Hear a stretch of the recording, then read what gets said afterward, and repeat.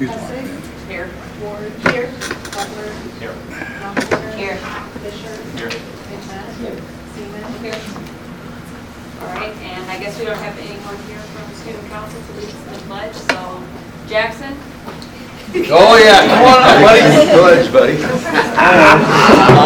Yep, just come right on up here. Oh, okay.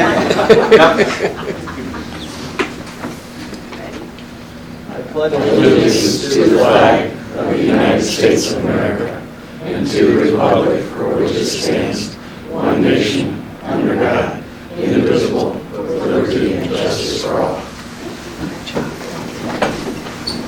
You can stay right there. Because I think we have, we're starting with a special recognition of the first team all-state cross-country, Jackson Ward.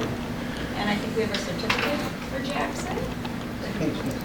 And we have your coach, Yep. Smith. Can you Jackson- tell us what this means to be? Well, Jackson, he's the third fastest 3-mile runner in school history. That's one of the things that it means, and his name will go up on the record board in the Tory Gym. To get all state recognition in cross country, you have to be in the top 25 of the state, and Jackson placed 20th. As a sophomore, we're looking forward to having him run the next couple of years and keep moving up. How many people did we say were seniors? We counted them. 15. There was, I think it was 12 seniors ahead of him.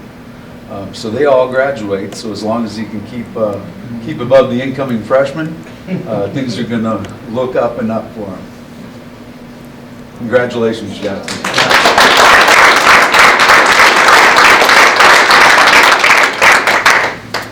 Did you come with a prepared speech?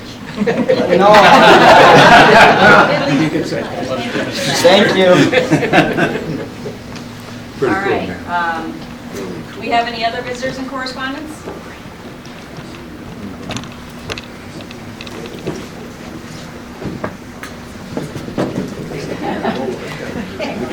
You can just introduce yourself and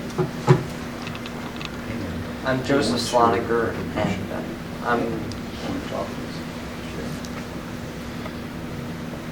and I support the trap shooting club. I have a few things to say about the club. There's 40 schools in the state of Illinois that have a trap shooting club, and why can't we? We already have multiple clubs and coaches that be willing to help us out with it. Trap shooting is a hobby that me and many students at this school and at the middle school partake in.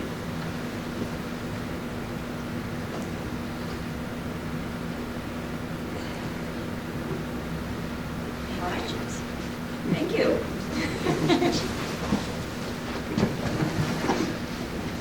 Are you saying anything? Anybody else? Are you saying anything? Does anybody have any questions? I guess I could real quick. Do you want to come up with me real fast? So, okay, my name's John Geis. This is my dad, Stan Geis, and I have been voluntold that I'm going to be the head coach. Actually, I'd be more than willing to be the coach. We've got lots of members from River Valley Sportsman's Club willing to help out with instruction of the kids. My daughter, Sophia, is an 8th grade student at WMS, and she's been in the Peoria Skeet and Trap Youth Program for the last 4 years. She started when she was 10. So she's very interested in coming. She was at volleyball tryouts tonight, otherwise she would have come tonight to speak, but she said she would be able to come in January if needed.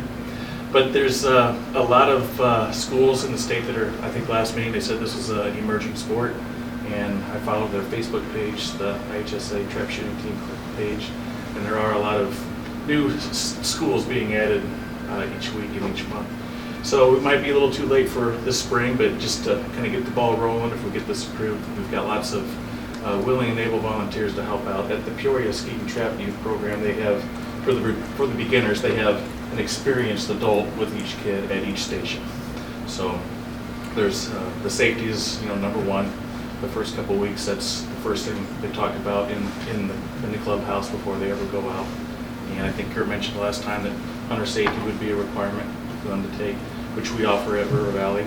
So there's also a state IHSA requirement for them to take a safety course online there as well. So just if anyone has any questions, I think we're going to be back in January too. So, or between now and then, feel free to reach out. Thank you. I've coached on the 4-H shooting sports program, certified there, NRA, shotgun instructor, and I've got him up to where he beats me once in a while, so. Thank you. And that is a discussion item we have later on that we're going to bring up. I do know they wanted me to bring up that IDC approved it last night. Tuesday? Last Tuesday. Last Tuesday. I guess they would have last night, there would have been some. And we're looking at it as a club right now, is that correct? Yes. To begin with. All right, anybody else? And on to number 5, reports, 5.1, financial report. Okay, so here we have all of our reports. I'm going to bring up the investment insurance report just briefly here. The insurance report has not been updated since last month. Consortium has had some minor glitches with their reporting software, and so I will get that updated once I get their reports. But I do want to point out that our working cash, this had been the bond proceeds right here. It has been zeroed out. All of that money has been transferred to capital projects for the paying of the rest of the project. So that investment is down to zero. Okay.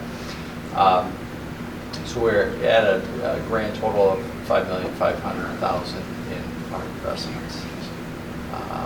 So that being said, the expense report and the revenue report, those are really hard to see on the big screen. They're there for you. We should be at about 41% of the way through all of our expenses. We're tracking that way. I will let the board know that with some of our out-of-district placements, our tuition cost has been significantly higher. And naturally, we did budget more in expense for some of these out-of-district tuitions, and that's to be expected. But those costs are still, they're running a little bit ahead of the 41%. So You were alerting us to that. I will That keep was- an eye on that, yes. Okay. Any questions? Got it? Yep. All right. On to 5.2, the dean's report. You have that in your packet. 5.3, enrollment. Same, looks like we're down a couple more kids, but we're still holding pretty strong at 1,396. We started the year at 1,400, so.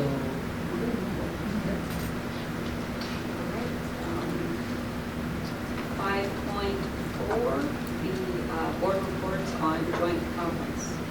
Does anyone have anything they learned at the joint conference or anything they want to bring up? I can start out with the delegate assembly. Since I was the delegate assembly, there was quite a few items on there that was part of the packet, and mostly all of them voted as recommended by the committee. However, there was a lengthy discussion for the arming the teachers or administration end of it, and it was on the agenda last year, and it came pretty close to a vote. This year was a wider gap, so I think they're moving away from that. But one of the things that was brought up is that if there's going to be, we're fortunate here to have an SRO officer, many schools don't have that, and that many people feel that the state should fund for the SRO and not the budget.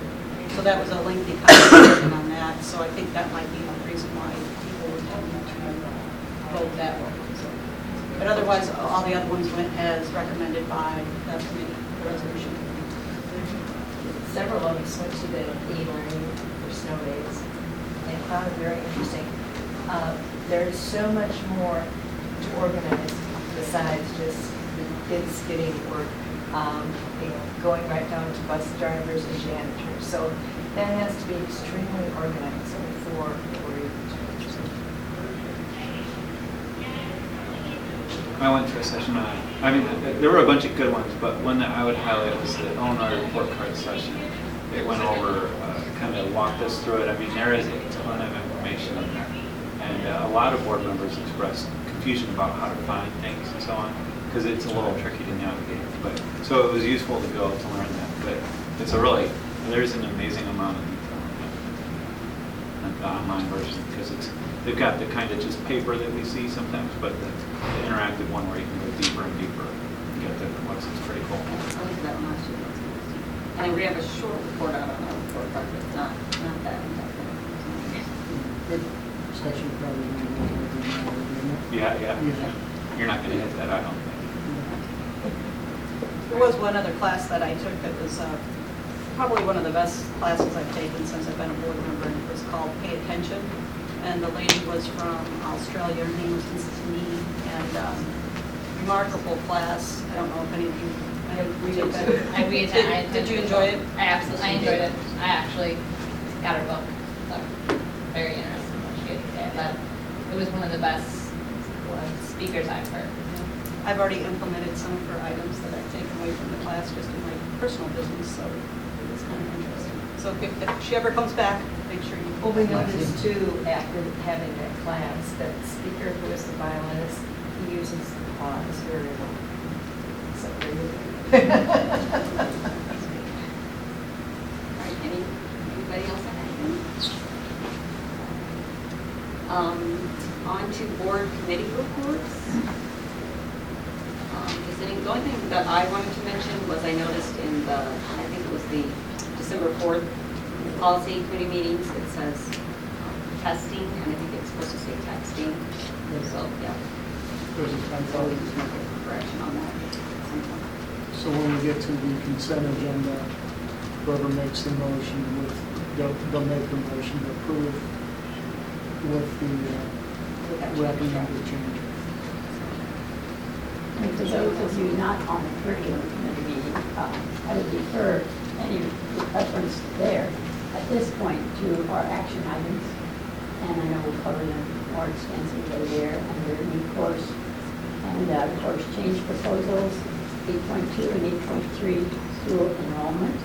The only other topic we really talked about at length was the recognizing the ongoing challenge in the teacher shortage and the implications that we all face through that problem. But otherwise, it's on our action. In facilities, we discussed trying to spend some of the class money that's available. And I'm not going to say what we are thinking of because we want it to be a surprise, but it will be awesome if we decide to do it. We also did a walkthrough again with the mayors, and the completion date for the remodeling is February. And then last of all, we're going to start a long-range plan for the stadium. Yeah, the whole area around the stadium. Stadium Around the stuff, stadium, right? not just the stadium. I think yes. we're gonna, Yeah, promote, yeah, are we, yeah, yes. Anybody else have anything to add? Policy committee met, and it's, there are two topics for action tonight, 8.8, amending policy 8-30, and then approving a revision to the code of conduct in action. So we'll talk about this more later on in this meeting.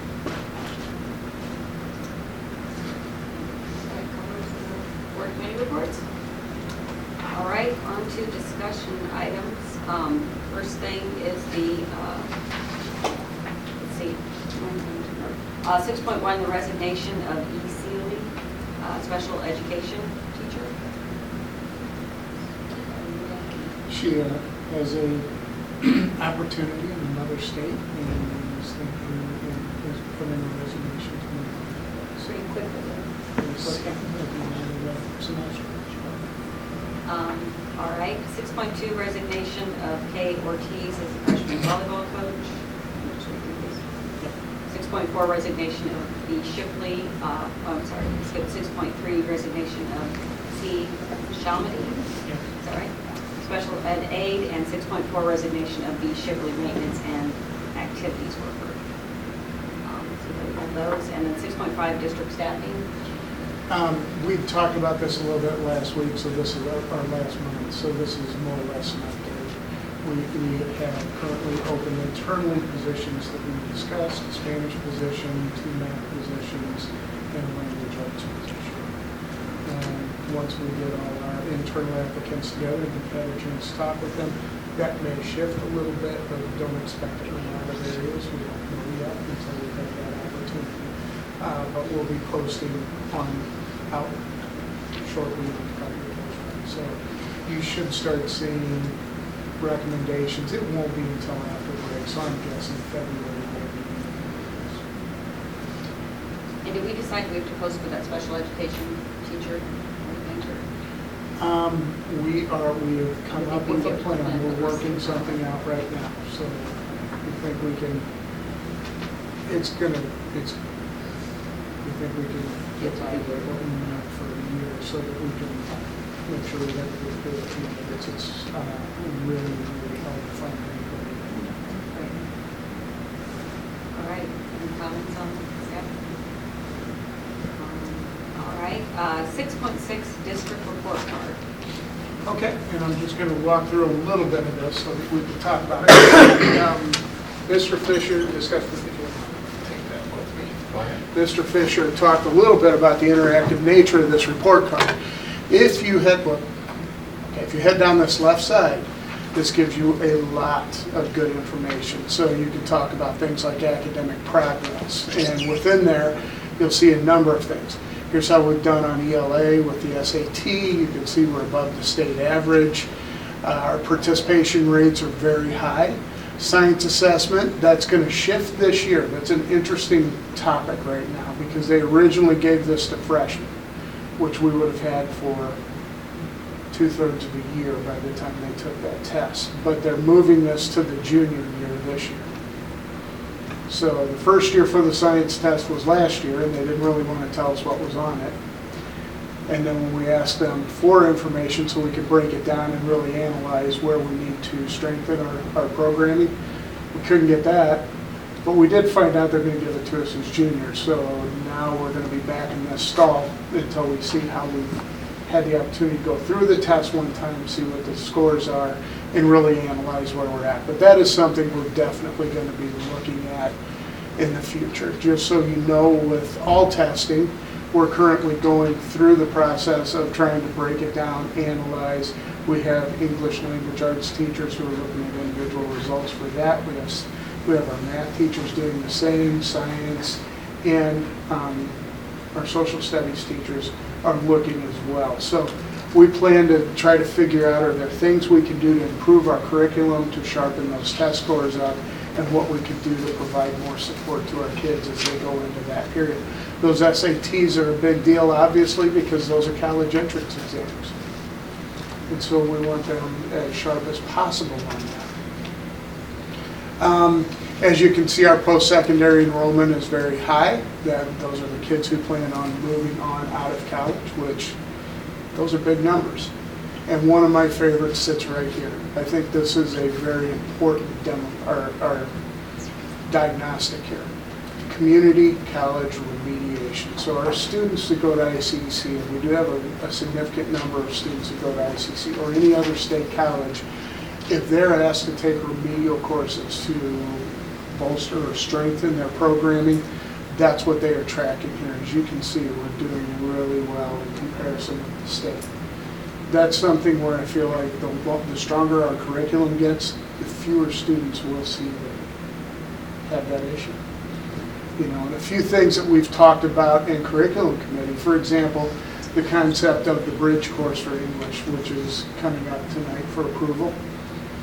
That should help take care of that as well, because that would take them immediately out of the remedial and put them into a class. And the reason for all of that is just tied to basic scores that they get coming out the door. So their SAT or their score on the active quiz. This is all good information, and we're pretty pleased with where we're at. We also have been tracking this for a little while now, and we're right in line with where we've been. Okay, we tend to stay on that upper edge, and we're just trying to look for ways to tweak and improve a little bit to the time. Any questions about testing? Okay, so if you go back to things like district enrollment, you can get a feel for our environment.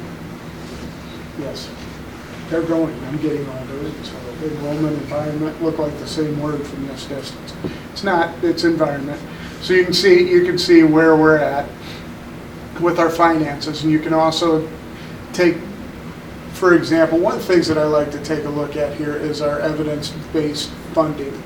So what they're saying is that if we were being funded at the level the state originally had planned, we would be at a $16 million state funding. But because we have so much local funding, we're below that expectation, which is good because it gives us a little advantage when we look at the EBM funding as we move forward. But with all funding comes the request to do more with that funding. I like this graphic for one reason. So you've got per student spending. And what you can see is this is what we're spending per student. Here's the state average. So we're above the state average in what we spend for instructional purposes on our kids. Whereas for operation, we're below the state average. So they're paying, most schools are paying more than we are to just run their general day-to-day operations. And we've managed to stay below that. So what that tells us is the money's going where it should be going, towards the students. Okay, a higher percentage of our funding goes to direct instruction rather than general operation, things like transportation, all of that. So that's good. Students, if you go there, you can get a good feel for the demographics. And you've had a chance to look at it before. Remember, this is about a year behind, so 1381 is also based on our ADA, average daily attendance from last year. And then they break down all of that as we move forward. You can see our low income percentage is at about 21%, which is significant, but still on the low end for the state. We're well below the state average there. English language learners, homeless, we don't have a whole lot of students in those situations right now. And then students with IEPs. And you can see our student attendance is high. We're at 96%. That's good.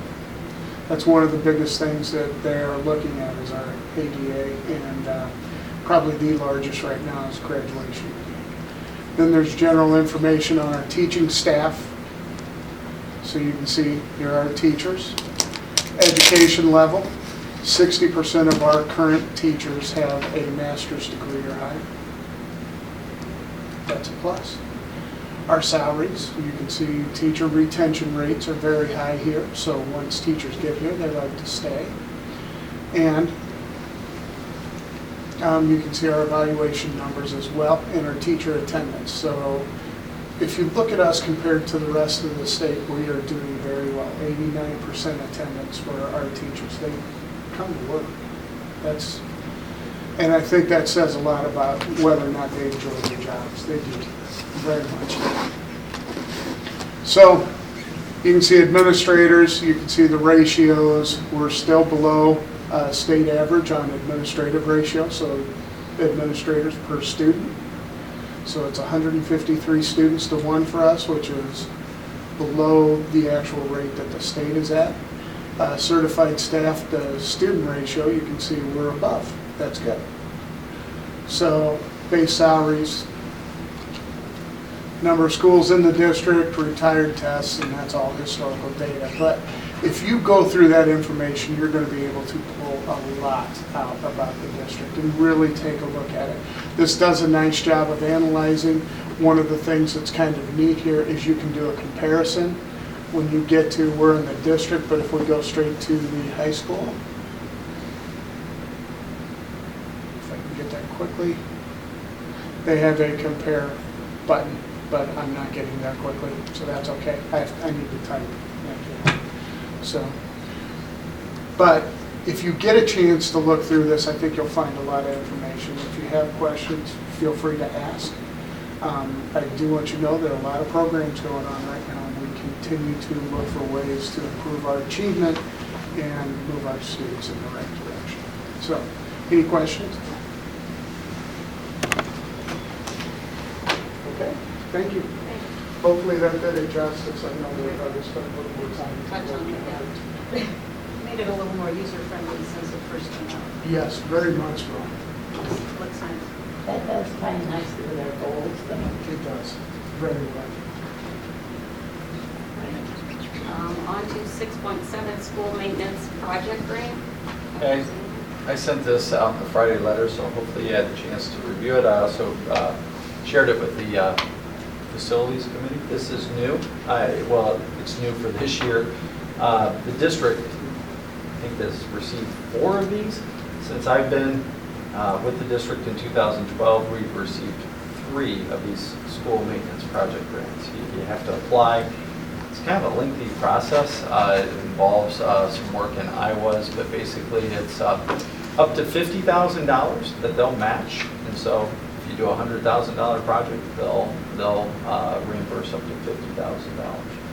And so brought it to the Facilities Committee. We'll be discussing it a little bit more in detail, but applications are due by February 14th, 2020. So Dr. Freeman and I will talk about some ideas that we can bring to another Facilities Committee prior, when we make the turn, and get the board's thoughts on, putting in an application.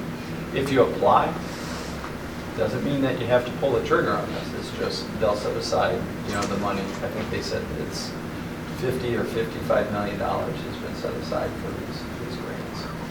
Is there a deadline in using? What's that? Is there a deadline in actually spending? Once it's awarded, then, for example, the last time that we did this, it was tied into the 2014 projects, and so we actually used the school project grant for the paving work on the tennis courts. And you know how that project drug on. It can drag out as long as you've got the project still active. And so when you close out the project, then that's when the state gets that, and then they'll send you the reimbursement for that, for those projects. So you pay for the cost up front, then you'll get reimbursed up to 50% of what the total, up to $50,000. So it's really nice. It's a good way to get a reduction on some of the projects that we may have forthcoming. So the facilities just needs to come up with 4 projects we're going to ask for. Yes. And then there will be additional work that the board has to approve at board meetings. And so we'll get together and we'll come up with some ideas and lay out, some schedules and some timelines. If that's, if we're interested in trying to reap those benefits. Any other questions, Dr. Sanders? All right, 6.8 traffic club discussion. Well, this was brought to our attention last month, and so we're kind of in the discussion phase regarding what do we want to do. Do we want to move forward? The questions that we have, which I'm sure at this point there are probably some questions that we need to look into, and just make sure that we have all our ducks in a row before we That's what or pigeons in this case. But before we move forward with the action. So this is the opportunity for the board to really kind of discuss it. If you have any questions, let's start to figure out where we can get answers from. I know that one of the things that was discussed, so just as a refresher, and I'm sure that if I missed something, somebody in the audience will be shaking their head at me, and make sure I get that clarified. But I do believe that there are certain things you need to be aware of when it comes to this club. No guns are ever on school property. Okay, what happens is they have a local trap shooting club that will house all of them. They have a locker there that they can lock their shotguns into so that nothing stays here, which is very important. And I say that because we're talking about a school, and schools obviously cannot have guns under the U.S. through legal office, right? So law enforcement agent. So that's not an issue. Transportation would be something that the students would take care of themselves to get back and forth. I think they were looking at Spring Bay, is that correct? Is their own base of operations? Jury skate trap. Yep.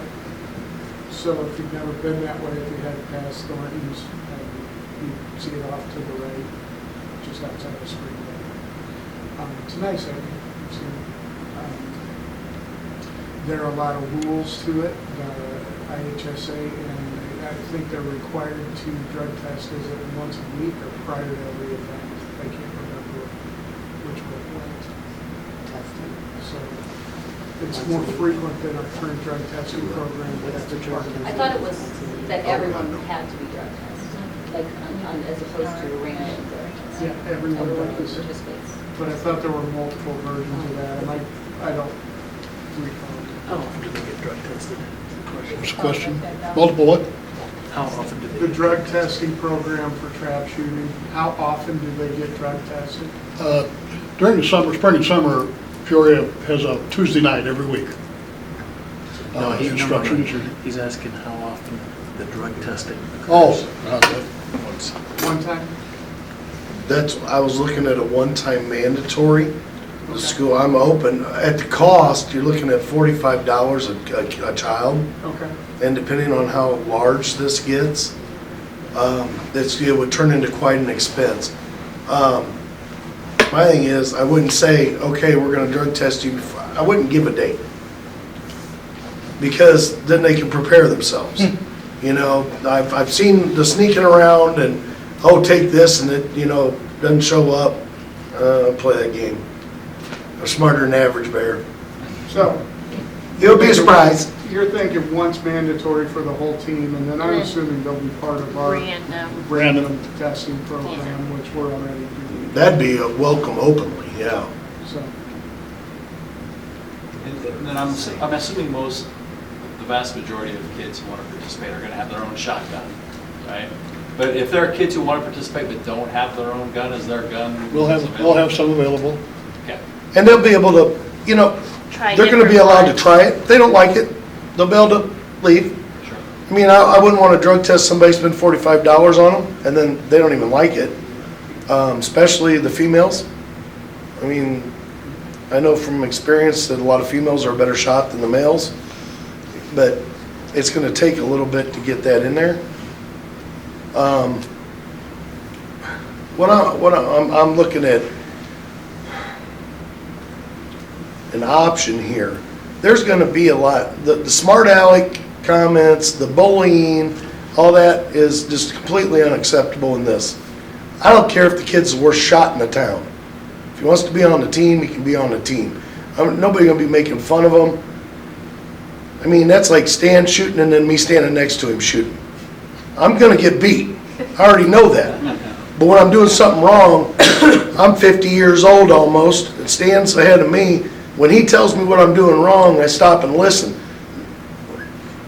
You're not going to find anybody better. You can ask anybody that's a shooter. As far as safety and pointers, he's it. And that's what I'm looking for. When he stepped up to help out, the kids are going to enjoy it. But we're not going to have them picking on each other, and I don't even want to hear it. Oh, I outshot you. I don't care if you're the worst shot. As long as you're having a good time, you're clean, and you're not playing video games, and, I really don't care. I'll buy them shells. But Kurt, you did put together a really nice packet that you gave all of us last week, and I did read through it pretty thoroughly, and there weren't a lot of questions that I had other than how does it fit in with our school, and we'll be using the school names as a club. I guess that's what we'd be voting on, correct? and I think that's what they needed for IHSA. Okay. Yeah, we just need your name. Right. Yeah. So it's pretty minimal cost to the district as of right now, because you've got quite a few sponsors. And so we have to work that out, right?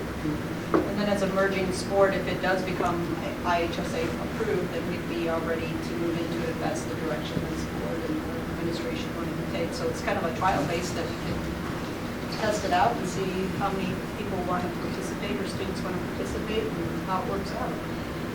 So that everybody's aware, we do have a pilot process for any new club that comes in. And so they stay in a pilot status for a few years before they become a full-fledged club. And the purpose for that is to make sure that they have the numbers to justify that. We've had clubs that have made it, we've had clubs that haven't. It just depends, and that's why we do the pilot, just to make sure that it's something that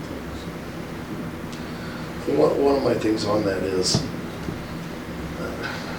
I got no problem beating your numbers right away on that.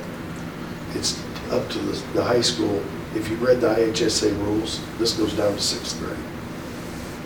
So you can have 6th, 7th, 8th graders. Now, I will tell you, we won't be able to do that because they are separate districts Right, with separate boards. Right. And that just brings a whole, we're not going to take on the liability, and maybe I'm speaking out of turn, but my recommendation would never be to do that because we don't want to take on the liability of students that aren't our own.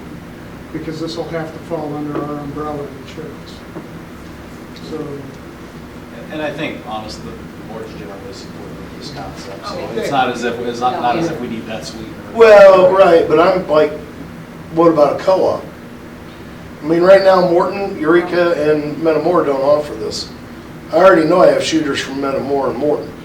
their kids fall under their own umbrella insurance. See, the problem that you have to look at from a school standpoint is if something does go wrong, we're a target, we're going to get sued.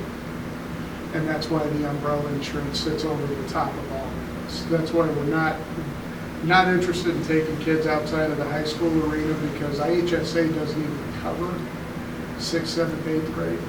So I'm not sure how they're doing that. That's a whole different organization. It's IESA.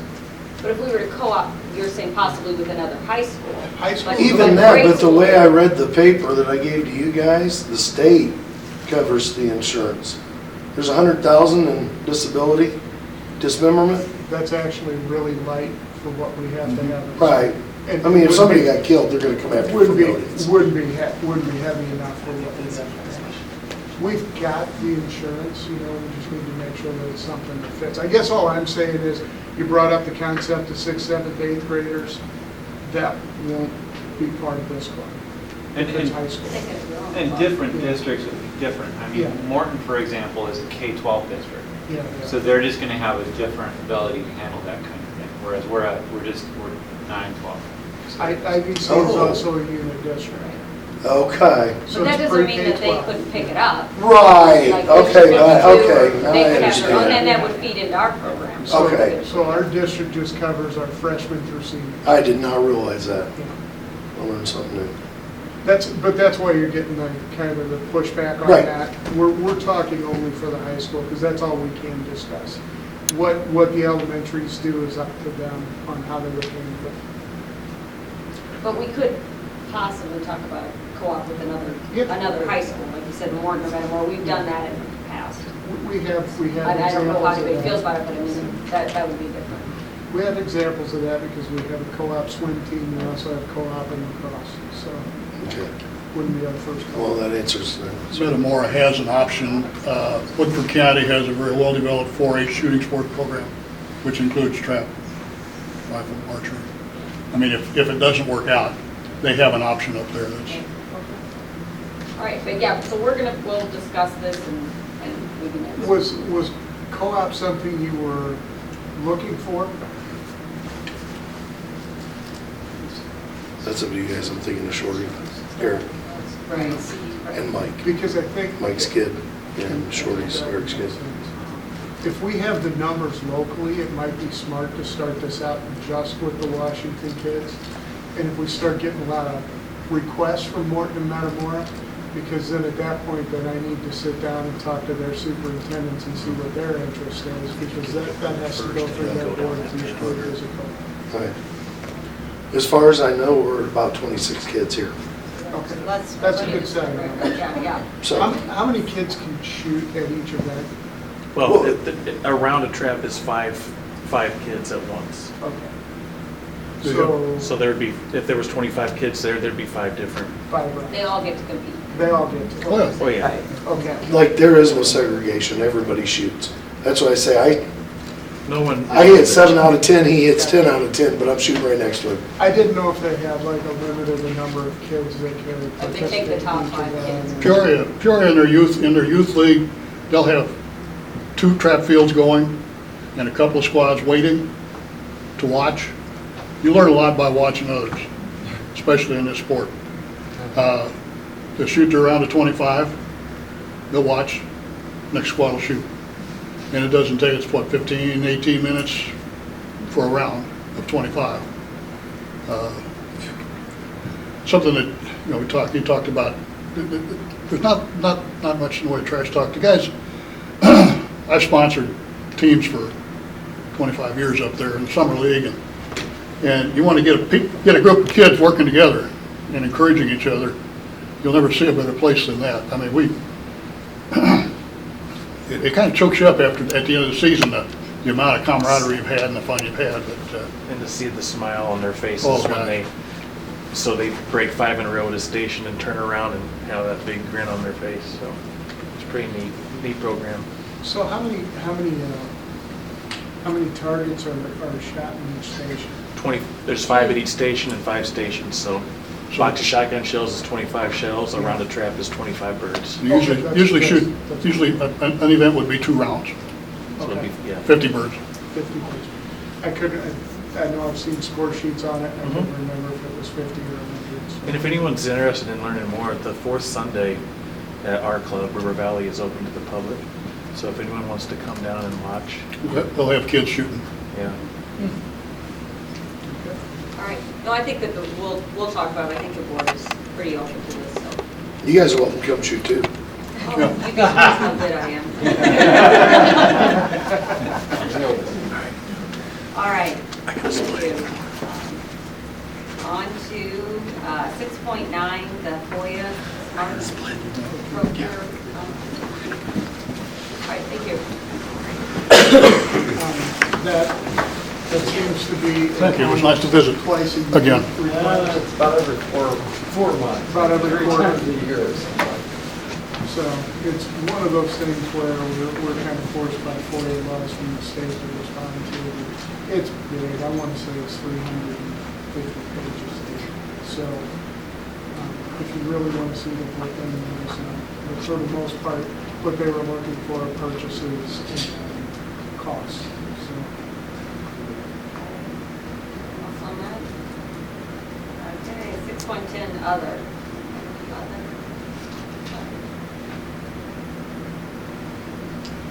Okay.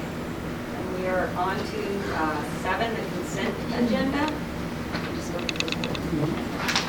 Okay, so I need a motion to approve the consent agenda, which is 7.1.1, the regular board meeting minutes from November 11th, 2019, 7.1.2, executive session meeting minutes, November 11th, 2019, 7.1.3, policy committee meeting minutes from November 12th, 2019, 7.1.4, policy committee meeting minutes, December 4th, 2019, and 7.1.5, facilities meeting minutes, December 6th, 2019.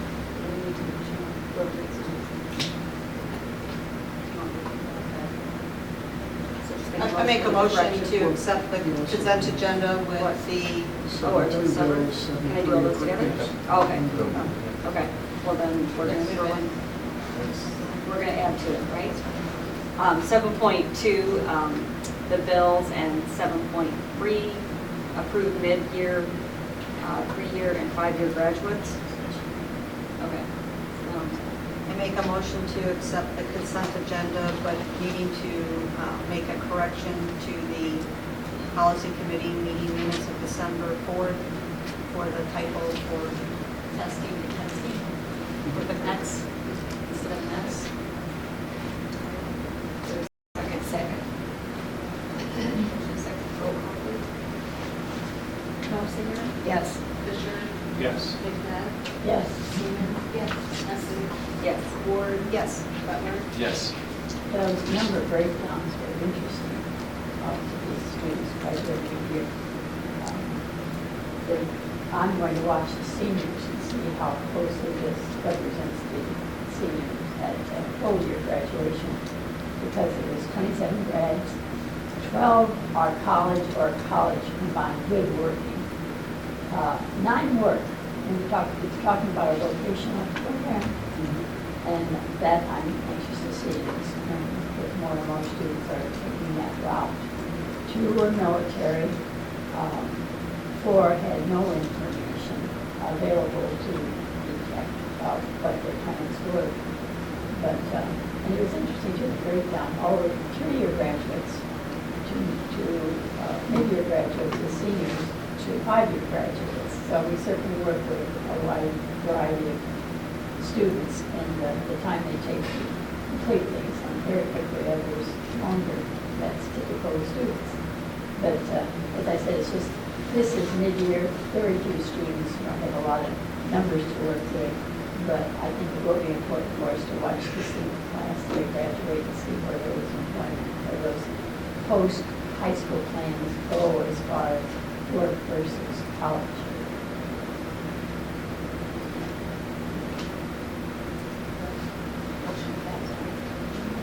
Is that about typical number for mid-year graduates?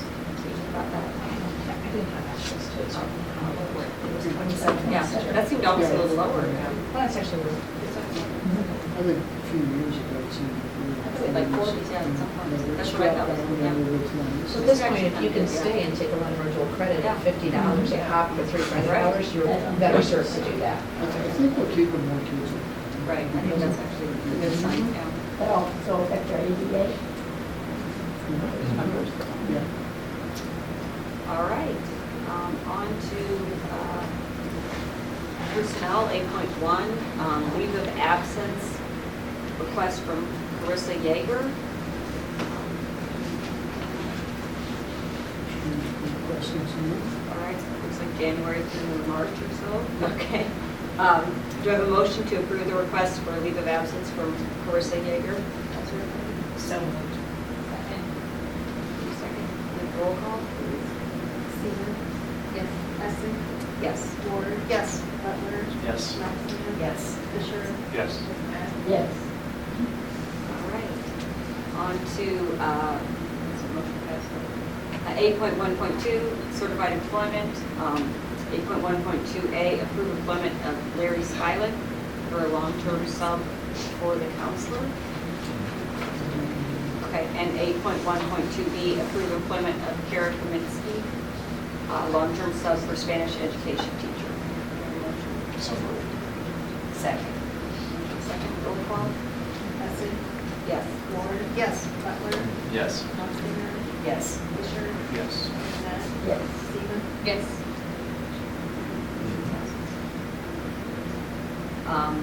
All right. Let's see, 8.1.3, non-certified employment. So we have 8.1.3A, approve employment of Matthew Brayman, special education aide. Is that right? Okay.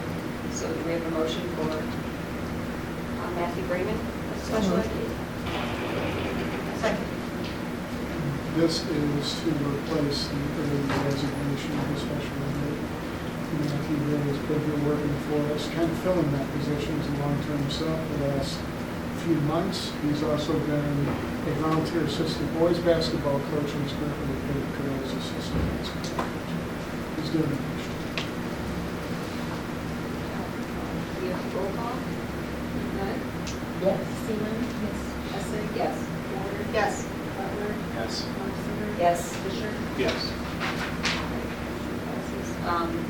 8.1.3, approve employment of John Wilson as maintenance and activities worker. Motion to approve John Wilson. Second. This is nice. He was a recent graduate, former co-op student. This is kind of your grow your own program, but he's also, I think, looking to further his education as well. So this is a great opportunity for him and for us. He works hard to help each other.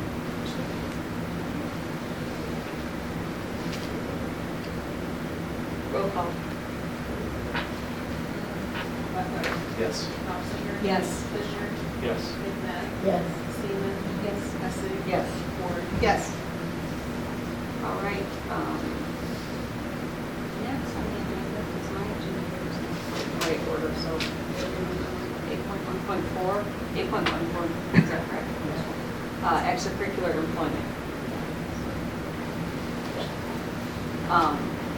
Approve employment of Kurt Burrows as robotics team advisor. Can I do those Sure. together? Well, Okay, well, let's do Kurt. let's do Kurt because the next one's actually substantive. Okay.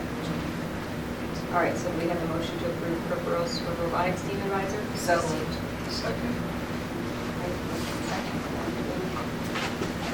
So Kurt was a longtime volunteer with the robotics program, and with Trish Gardner needing to step down, he will make, he wanted us to know he's very excited about doing this. He's teaching him, but we know he's got the knowledge base, he's got the organizational skills.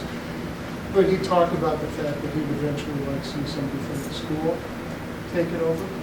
So I don't know that we're looking at a super long term, but he's aware that this may take a few years. So we want to keep on the trajectory we are at. And he's actually here. He doesn't have a student in the program anymore. He just loves the program. Thinks it does wonders for kids. We want that mentality. Candidate? Yes. Okay, the roll call? Essek? Yes.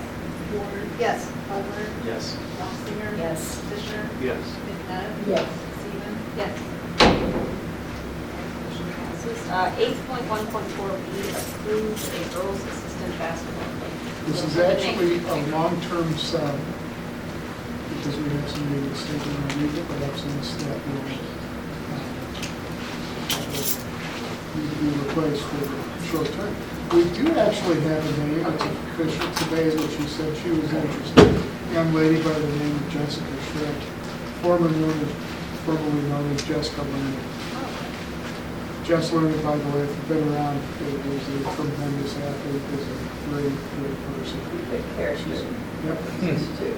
So I will tell you, Mrs. Barth was very excited because we weren't sure if we were going to be able to find somebody. It just so happened we ran into Jess earlier today and knew she might be available. When we brought it up to her, she was very excited about the opportunity. So this will be a good fit. So can we put her name to these? Yes. Motion? Okay, so we're going to approve the employment of girls' assistant basketball coach Jessica Schick. Yes, Shrek. Schreck. S-C-H-R-I-C. That's the way I was spelling it. Okay. I will double check. All right. Just hadn't seen it. Okay, so do we have a motion to approve the employment? So moved. Second. Motion and second. Roll call, please. Let's see, Ward? Yes. Butler? Yes. Knopfinger? Yes. Fisher? Yes. McNutt? Yes. Seaman? Yes. Yes. And I'll throw this out there, she just finished her student teaching, and is working in getting the final certification for sure for Spanish and, so we have that position open, and hopefully she's aware of it. Grow your own. Okay, 8.1.2, the 2020 and 2021 new course and course change proposals. Okay, we went through a lot of this at the policy committee meeting, so let me make sure I have the right one. And I'll just hit the finer points. Most of this is just semantics within the course description. So principles of computer science there, we needed to specify, we need to be a little more clear on what this class is designed for. It's designed for beginning level students. But because we have such an interest in comp sci, we had a number of kids who came in that were already been through some basic programming and were way above the level. So we had this dichotomy class of students who were really at the base level where they need to be, and students who were well beyond it. So this is just clarifying that so that we don't have that. English, new course proposal, and this is a replacement. So it's English Transition 095. We talked about last year, and we are providing this year a bridge math class. So if a student does not get a high enough score on the AccuPlacer test or the SAT to go right into a dual credit math 110, which 110, 111. Anyway. They can take this course and then go to either of those courses to proceed. It serves as a bridge. So instead of taking the AccuPlacer again, this course is designed by ICC to give them the basics that they need. and it is ICC's curriculum. So it is a dual enrollment course, but they're not going to get any dual credit for it because it's really moving them up. It's like the remedial course that we were talking about. It moves them up to the level, the base level. So this is the same thing for English now.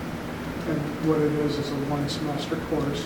They take this course with a section 110, and then they come in and get 3 hours of dual credit with the 110 class. Without having to have that underscoring in the class. Okay, family and consumer science course description changes. There are a few. One of them is we'd like to add in some information in family and consumer science course description to show that at the end of Foods 2, Food Nutrition 2, they would have ServSafe Food Handler Certificate. So that's kind of, and that can help them go straight into the workforce if need be, because that's a training that's usually required for anybody who has to do the type of property. Special education, we'd like to add a unified PE course. So if you were at the ball game on Thursday night, you saw an example of a unified program. That's where we have regular division students and special needs students working together within a course. And a lot of this will be preparing for that type of competition, those types of activities with other schools in the area, but also to give them an opportunity to work together to grow into it's good for both sets of students. And we do think that we may have such a big outcry for this that we may have to figure out how to do a cutoff for our regular division students. And we think that there'll be And students apply to be in the class that meet certain requirements to be. And our students have huge hearts. That's part of the reason why you saw a nice turnout at the ball game the other night, and how excited it is. Every time we saw our kids score, and we cheer them on. It is a tremendous thing. So we're pretty excited. I'm so happy that one time one of our governors talked about making service courses a graduation requirement. And I thought, no, that's not the way to go. And a learning service that has to come from heart, not from a graduation requirement. And I think schools are picking up on how important this is. Volunteers out there now, very, very, very scarce in so many different ways. And I think that this type of thing, and many other things the school does too, that aren't course related, they're just service projects. But I just think that's something we do very well with that whole thing in mind of learning to respect each other and understand each other very well instead of two schools. We're very proud of our kids. They really do care for each other.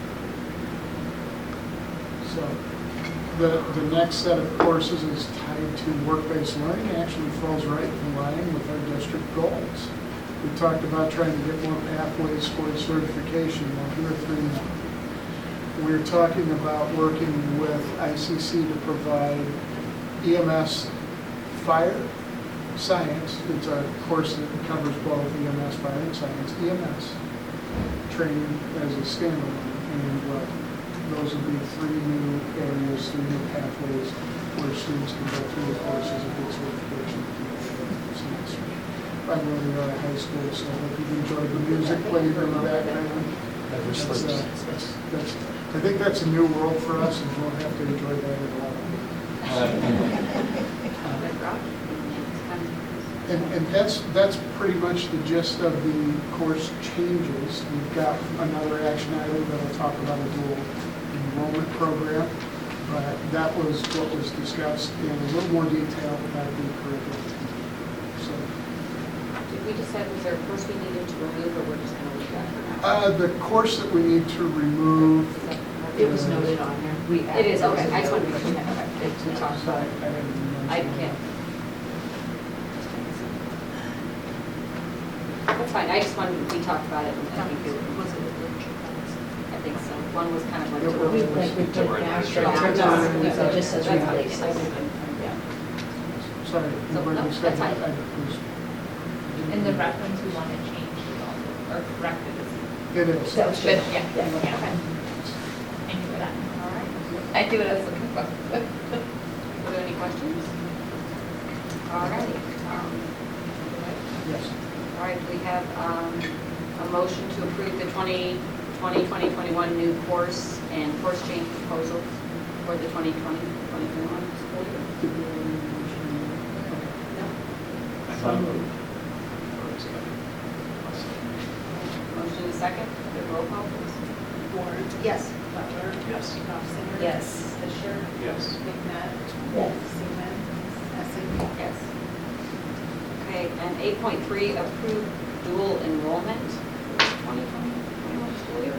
So when I came in my first year, we talked about the potential of partnering with ICC to begin to allow our students to take courses at ICC. We call that program Strong's. We've been doing that for a number of years and then expanding. This is the extent to which we can expand.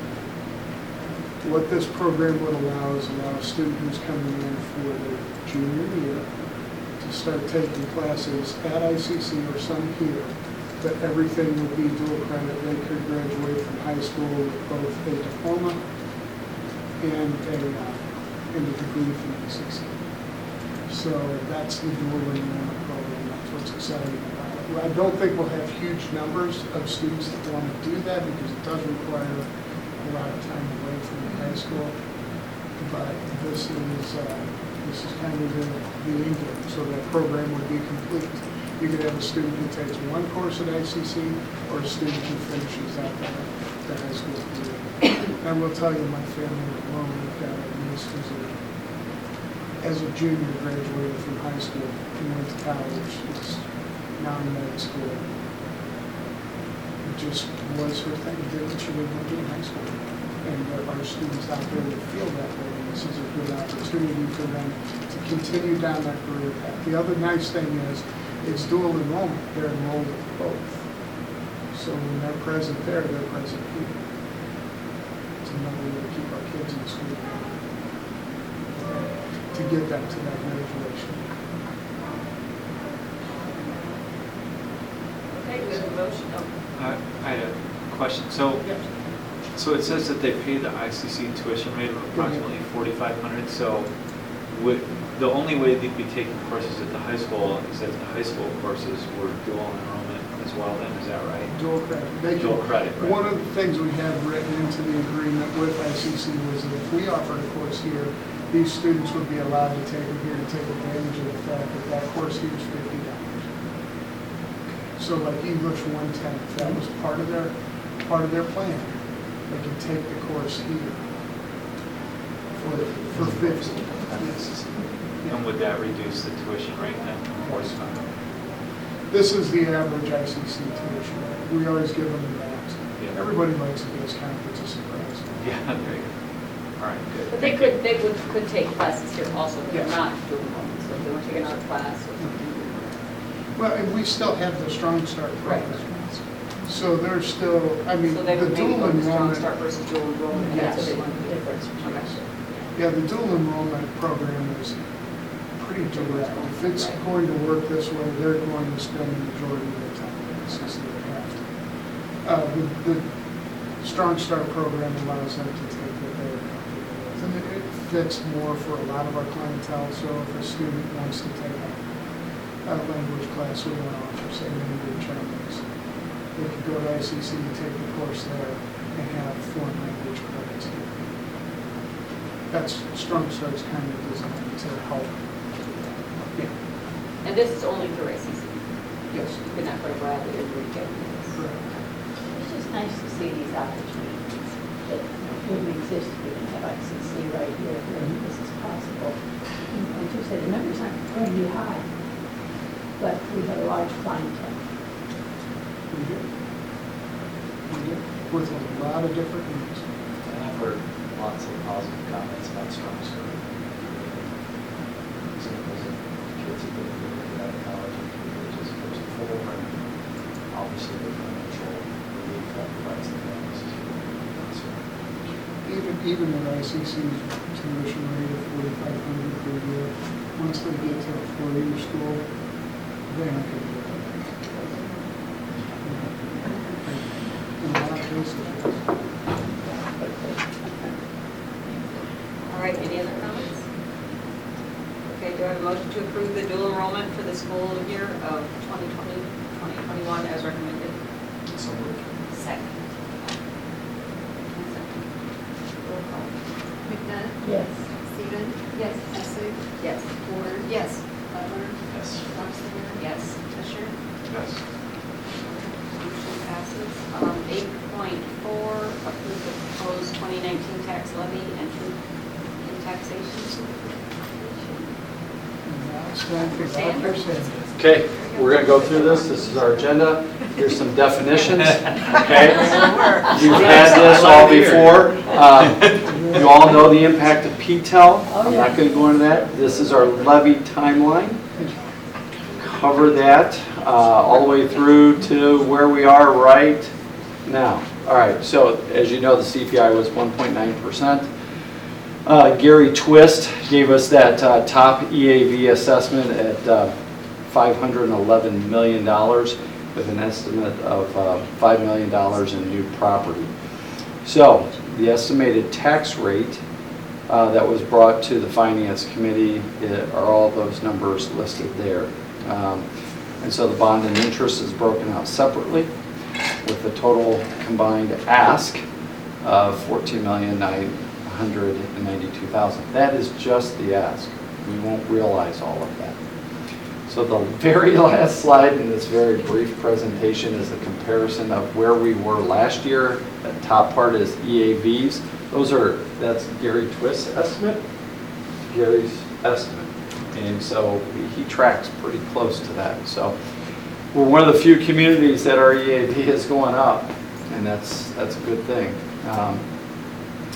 Because that last little blurb down there in the tax cap county, the inverse tax rate TAV formula, if your EAV is going down, then the tax rates are going to be going up. Okay, and so then you can see the operating rate, the bond and interest, and the total tax rate comparison, and then the graphic all the way over on the right is the ask. So last year in 2018, the ask was $13,100,000, and we're bumping that up. So basically, we're covering the cost of our expenses with a little bit extra, so we don't leave any money on the table. Okay. So we've had all the information. We're not exceeding the 5%, so there was no truth in taxation. What questions do you have? All right, that's great. Not a question, but we say this every year, but this is great. The format you put it in, the presentation you do, and it's so much better than where it was when I first got on this board 8 or 9 years ago.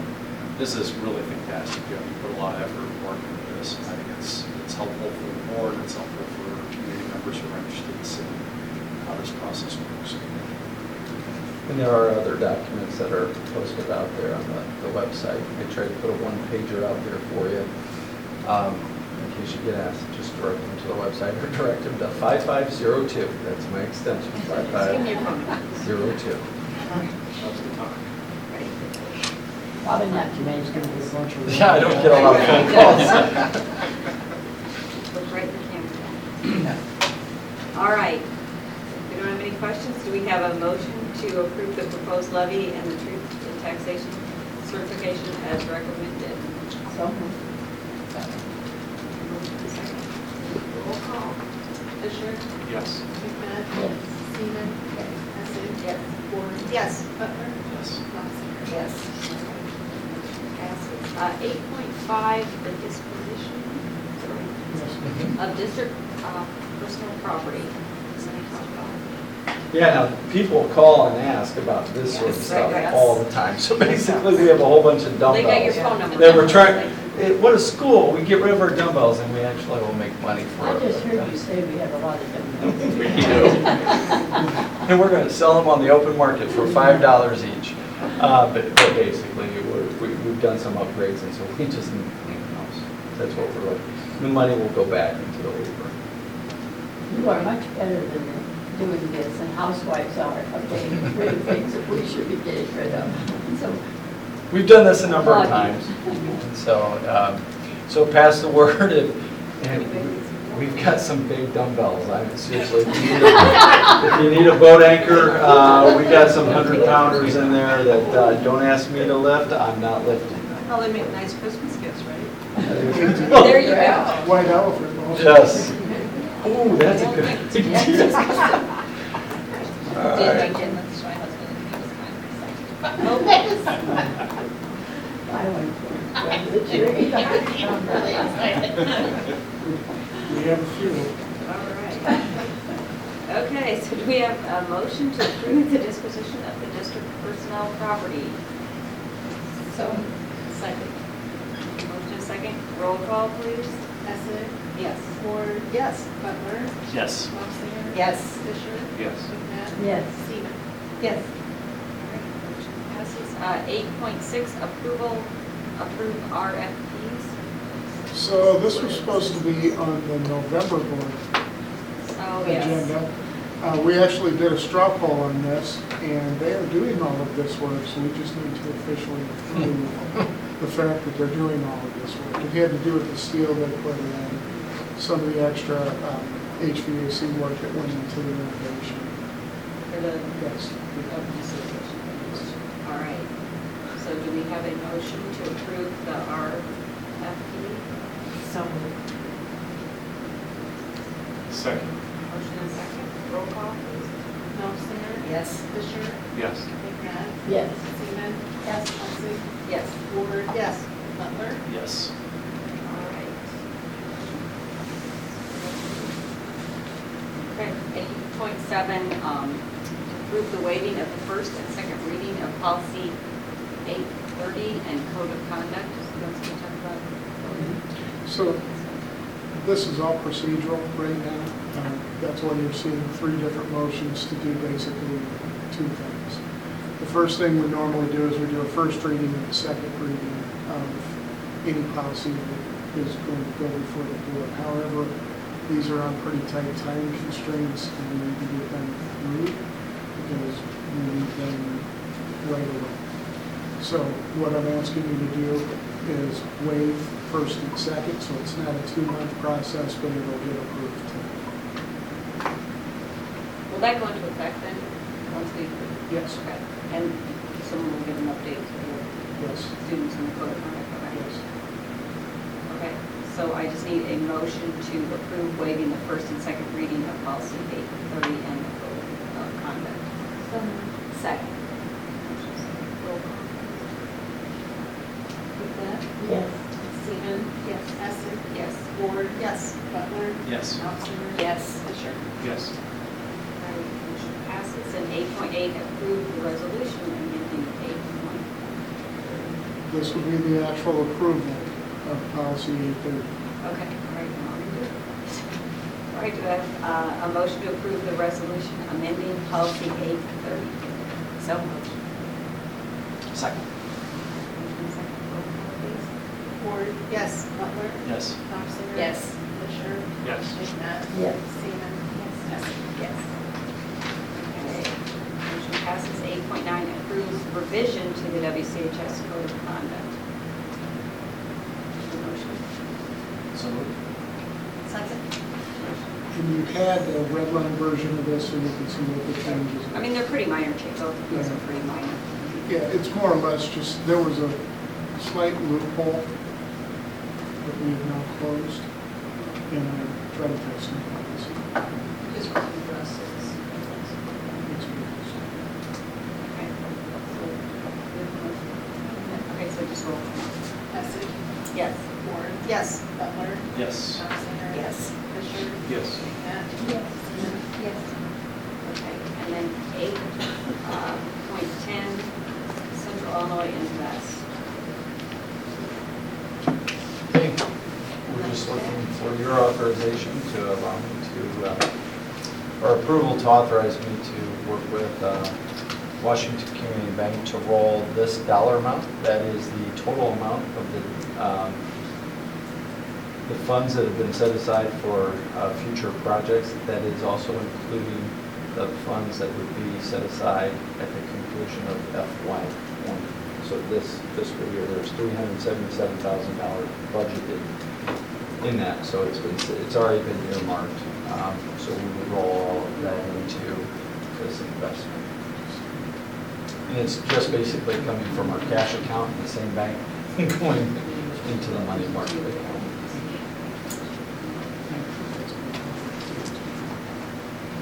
Okay. So do we have a motion to authorize WCHS to move the designated fund balance into the Central Illinois Invest Money Market account? Second. Second, roll call. Seaman? Yes. Esslich? Yes. Ward? Yes. Butler? Yes. Yes. Fisher? Yes. Yes. Passes. And then I need 9, a motion to go into executive session for purposes of discussing student disciplinary cases. So moved. Second. Second, roll call. Fisher? Yes. McNabb? Yes. Seaman? Yes. Esslich? Yes. Butler? Yes. Ward? Yes. Knopfinger? Max, do you want to hang around? You can, there won't be any action afterwards. Okay. You want to stay? I think I'll pass on.